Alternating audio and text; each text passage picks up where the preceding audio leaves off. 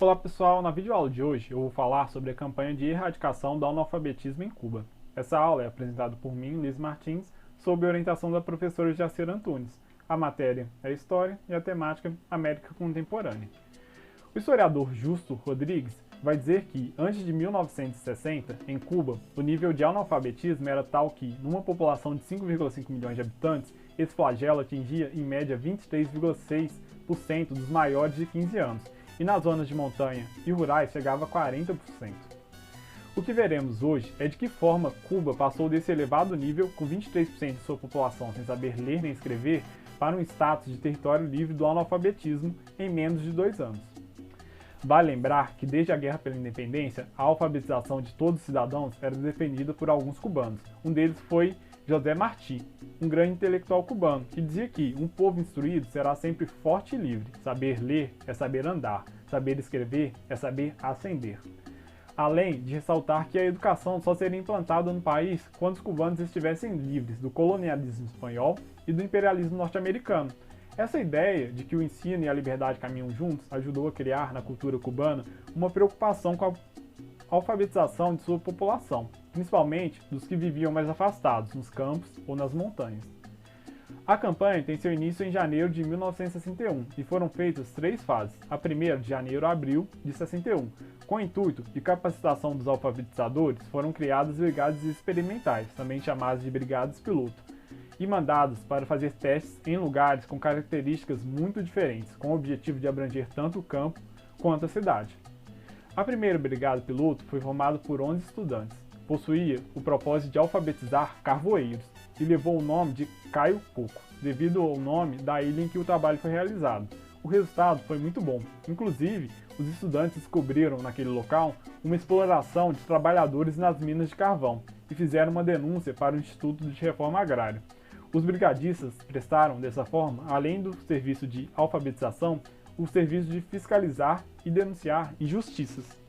A segunda fase ocorreu de abril a setembro de 1961. Para aumentar o número de alfabetizadores, o calendário escolar em todo o país foi modificado para que estudantes pudessem participar da campanha. Obviamente, os jovens tiveram dificuldade em obter a permissão dos pais, já que iriam passar vários dias longe de casa. O relato de Nereida Rodrigues demonstra esse fato. No mês de abril de 1960, me inscrevi como mestra voluntária. Tinha que levar a autorização de meus pais. Meu pai se negou, então busquei o apoio de minha mãe, que assinou escondida de meu pai. 105 mil estudantes, sendo 55 mil meninas e 50 mil meninos, formaram a Brigada Conrado Benítez. O fato de ter tantas mulheres inscritas na campanha colaborou para que essas fossem vistas de forma mais independente e menos submissas na sociedade cubana.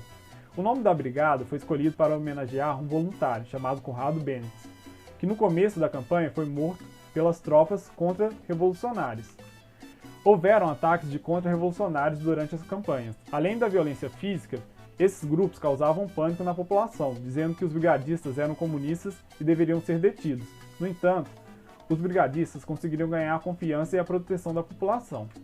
A terceira fase ocorreu de setembro a dezembro de 61. Foi definida por mais horas de trabalho e um maior controle para a intensificação da campanha.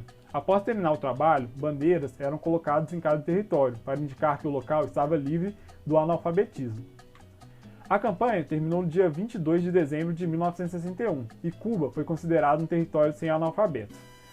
Nesse dia, também, mais de 100 mil brigadistas desfilaram em Havana e foram aclamados pelo público. Mas acabou por aí? A resposta é não.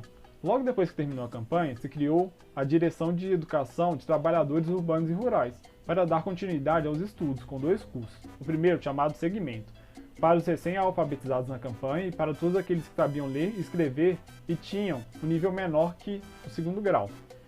E o outro chamado Superação, para todos aqueles que conseguiram fazer o 3º, 4º ou 5º grau.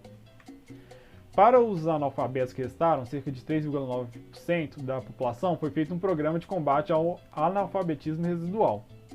E em um discurso de setembro de 1962, Fidel Castro disse que o número de pessoas que estudam em Cuba, desde o triunfo da Revolução, elevou-se de 750 mil pessoas para 2 milhões de pessoas. 2 milhões de pessoas entre crianças, jovens e adultos estão presentemente a estudar no nosso país.